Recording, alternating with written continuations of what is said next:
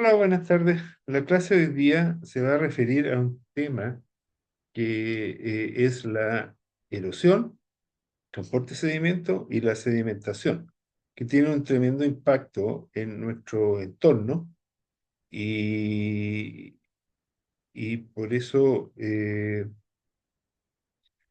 interesante estudiarlo y vamos a hablar sobre el proceso, la forma de estudiarlo, la modelación y algunas prácticas de manejo. Bien, aquí vamos.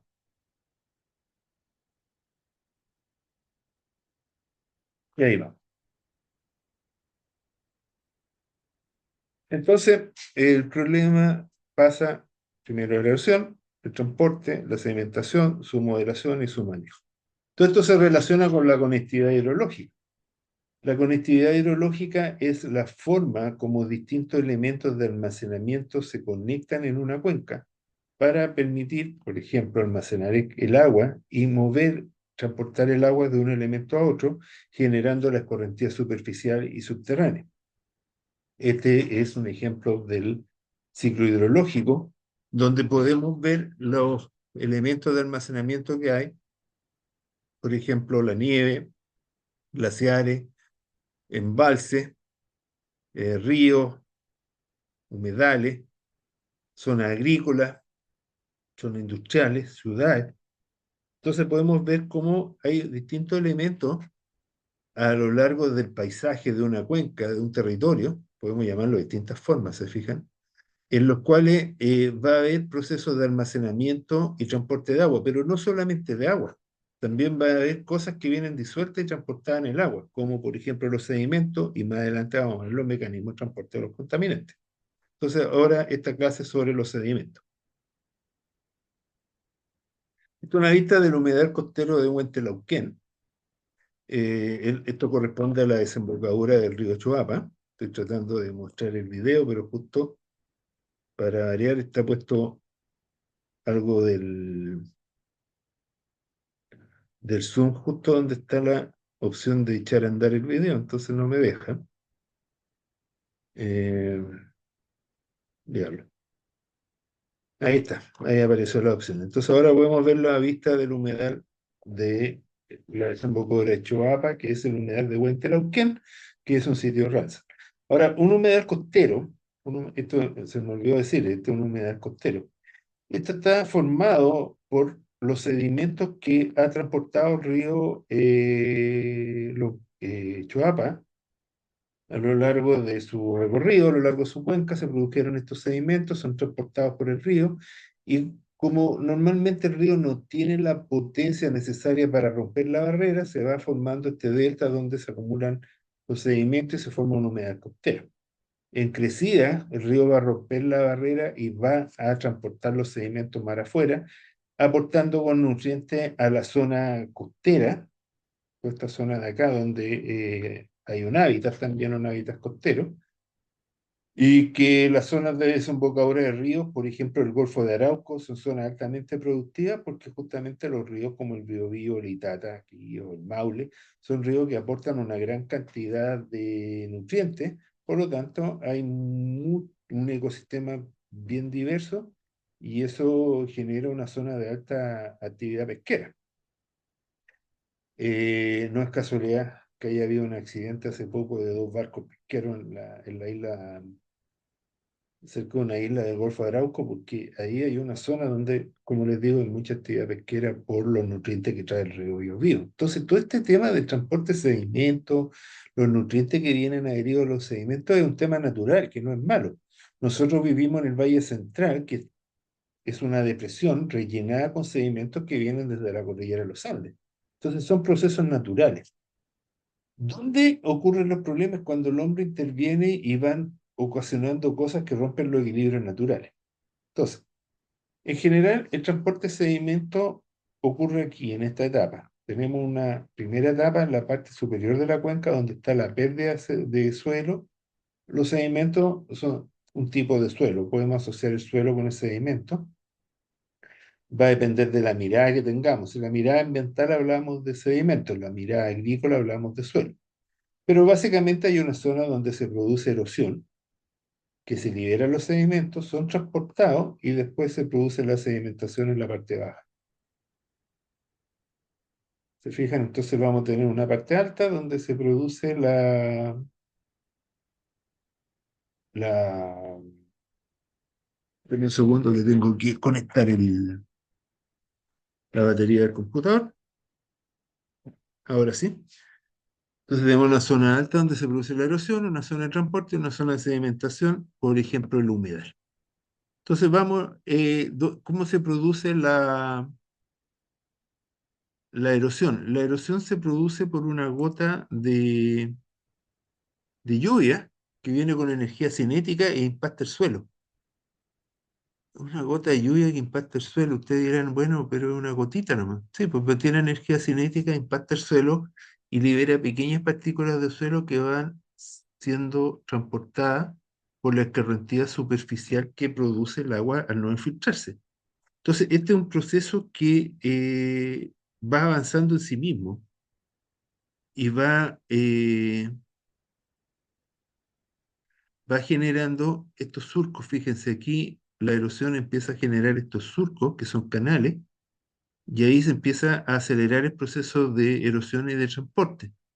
Ahora, este proceso es natural y los ríos, los cauces de los ríos se forman de esta forma a lo largo de miles de años. Es lo que se llama la geomorfología. Entonces, un río se va a formar por un proceso natural de erosión, de transporte y de sedimentación. Lo que ocurre es que cuando usamos malas prácticas agrícolas, cuando aceleramos estos procesos naturales y se empiezan a generar problemas como la erosión, estas cárcavas son típicas de la zona de la cordillera de la costa. Y esto ha generado un problema de erosión, transporte de sedimentos, que va sedimentando las zonas planas, llegando a los ríos, generando, por ejemplo, pérdida de navegabilidad en algunos casos y afectando la salud del ecosistema, porque hay elementos como fosfato y otros contaminantes que vienen adheridos a los transportes, y eso es lo que nos preocupa. La mayor catástrofe ambiental de Chile es justamente esta. A partir de la colonia y en el primer siglo de la República, Chile era un país pobre que necesitaba de la agricultura de trigo para vivir. Nosotros éramos unos grandes productores de trigo que le vendíamos trigo primero al Virreinato del Perú, posteriormente incluso a California durante la época de la fiebre de oro. Entonces tuvimos una gran producción agrícola asociada al trigo. ¿Y eso qué significó? Que lamentablemente usamos malas prácticas agrícolas y fuimos deteriorando el suelo, perdiendo la capacidad de suelo, perdiendo la capacidad de suelo, empobreciendo el suelo, y ahora tenemos grandes zonas que fueron destrozadas por estas malas prácticas agrícolas, que causaron cosas tan especiales como perder la navegación en el entorno del Biobío. Les recomiendo a quienes les guste leer que lean Un veterano en tres guerras.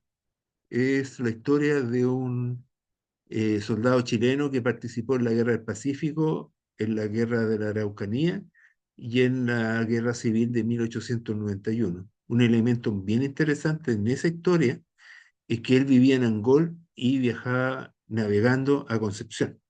En esa época entonces el río Biobío era navegable y eso se perdió a raíz de la sedimentación producto de este evento.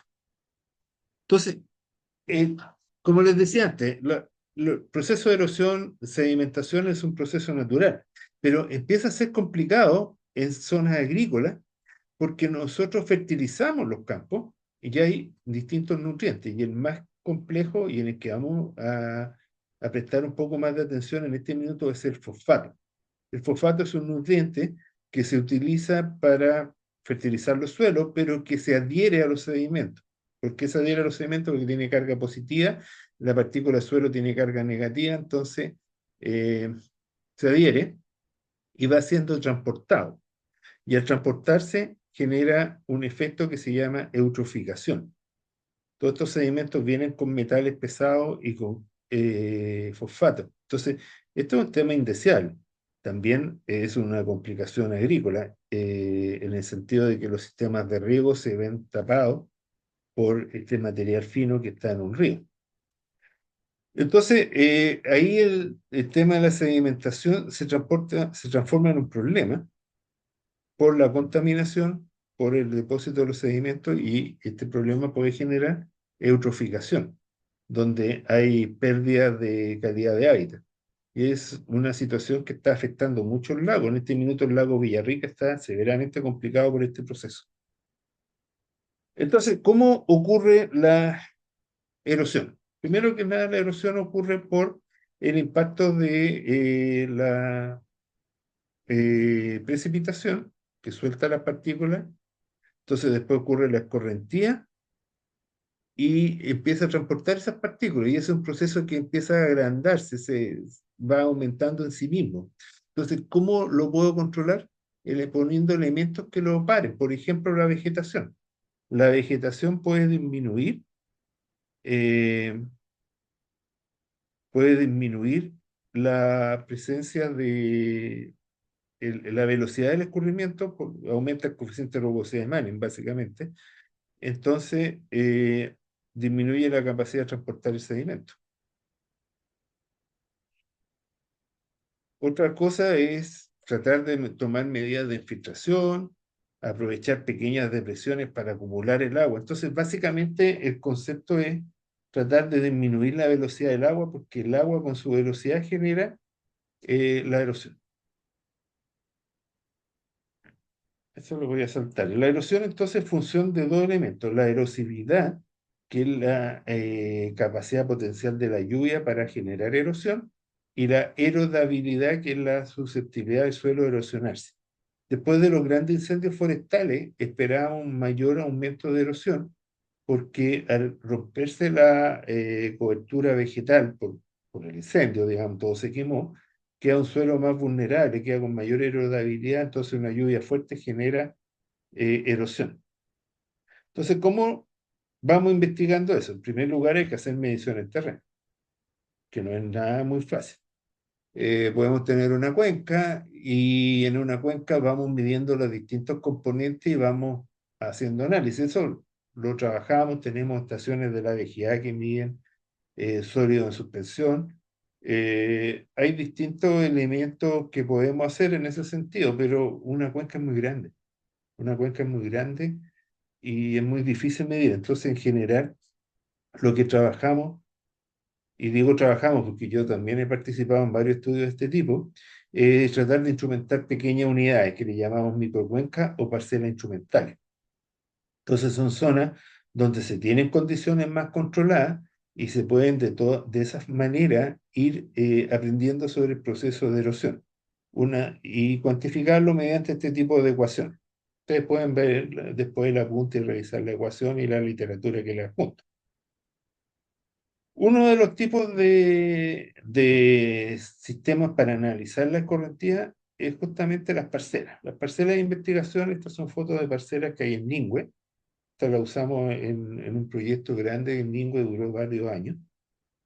Son zonas donde yo limito la superficie, se fijan, aquí hay un entorno, la escorrentía se captura, se transporta a estos tambores y aquí se atrapa el sedimento.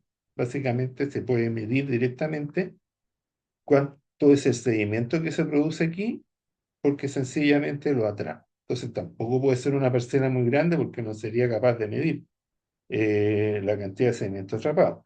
Pero eso nos permite ir evaluando distintas prácticas.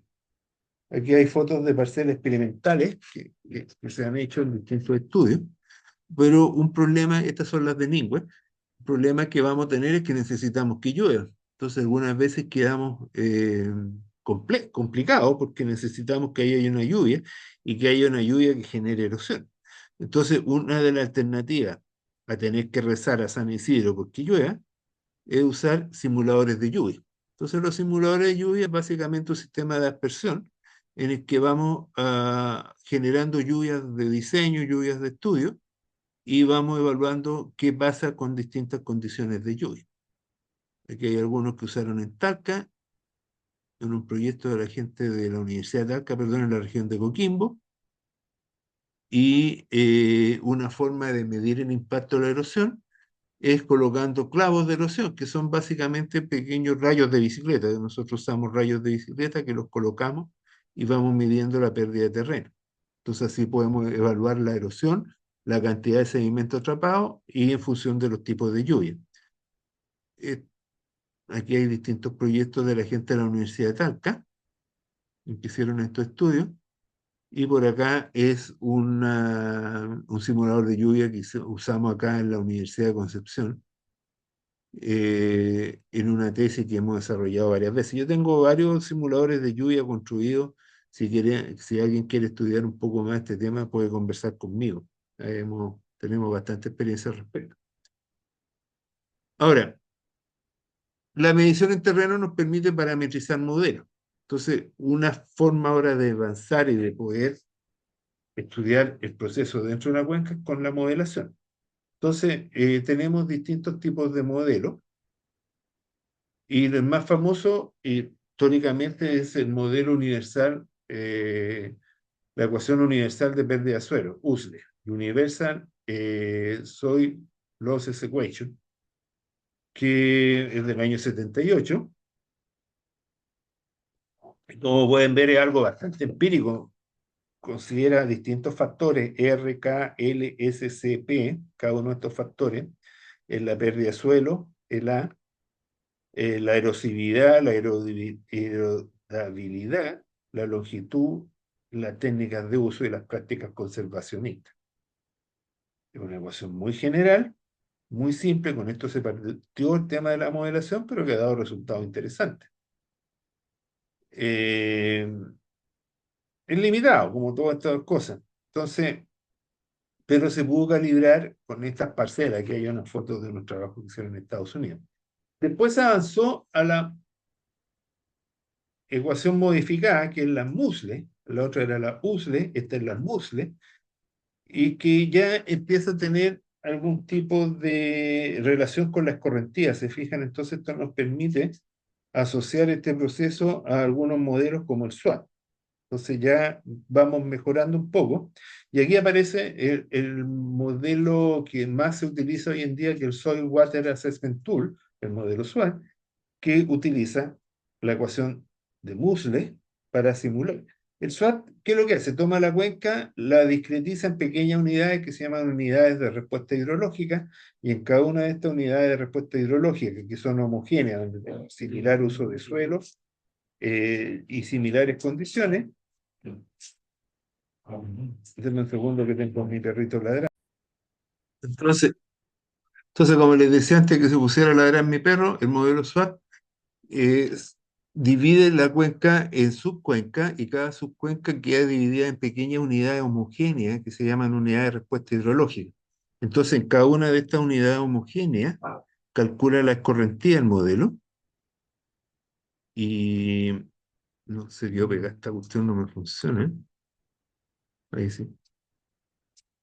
Usando la ecuación de Musle, relaciona la escorrentía con la producción de sedimento. Entonces eso es lo que hace el SWAT.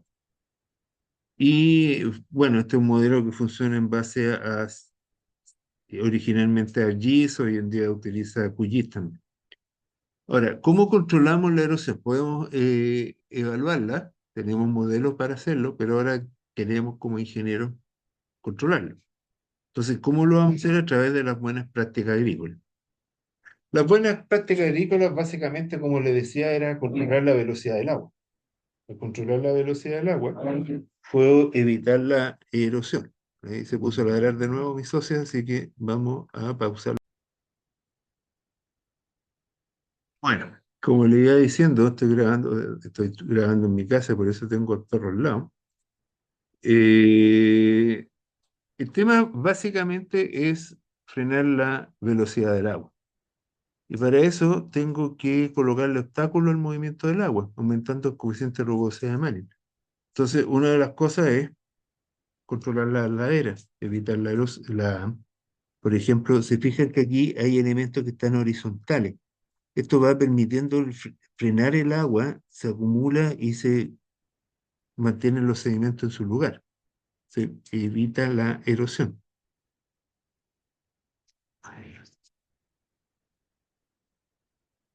Entonces, el control de velocidad en ladera es fundamental. Por eso, hace algunos años se hablaba de las técnicas de manejar el arado en ladera, el arado en contorno. Después se llegó incluso a hacer labranza, pero se fijan que aquí el tema es mantener el contorno. De esa forma frenan la correntía.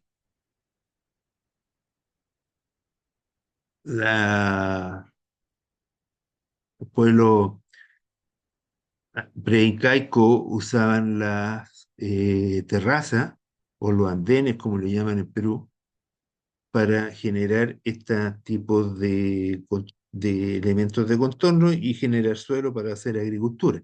Pero básicamente no es una solución moderna, sino que son conceptos que vienen de hace mucho tiempo.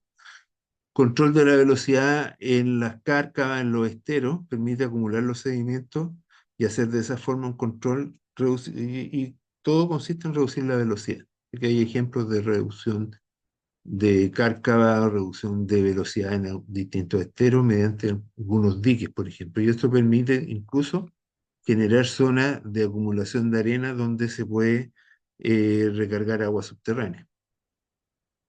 En la industria forestal, en los caminos forestales se utilizan estructuras de trampa de sedimento también para la misma función, para evitar el impacto de la actividad forestal en los sedimentos. Otra forma son los biofiltros. En la parte agrícola los biofiltros son sumamente relevantes y aquí les voy a hablar de un ejemplo. El biofiltro también aumenta el coeficiente de rugosidad de Manning, pero mediante el crecimiento de vegetación. Entonces la vegetación lo que hace es frenar la correntía superficial y hacer que el sedimento entonces eh, no sea transportado, sino que quede en un lugar controlado. Aquí hay un ejemplo de biofiltro en Alemania, todo cuadradito, perfecto, como un buen sistema alemán. Pero ese es el concepto. Nosotros, básicamente, la zona de amortiguación y los biofiltros es una muy buena práctica agrícola, se recomienda bastante porque nos permite controlar los impactos ambientales. De hecho, estos son cartillas de transferencia que se usan en línea para el manejo de biofiltros. Este fue un proyecto en que participamos. Ahora, aquí ocurrió una cosa bien interesante. Este es un caso de estudio que tuvimos nosotros, que lo desarrolló una niña alemana, la Christine, en que estudiábamos la modelación del río de Guillén. Estudiamos la modelación hidrológica y la producción de sedimentos. Y nos llevamos una gran sorpresa porque el río de Guillén tenía mucho menos sedimentos de lo que predecía el modelo. ¿Por qué razón? Porque a lo largo de la ribera del río de Guillén estábamos llenos de biofiltros.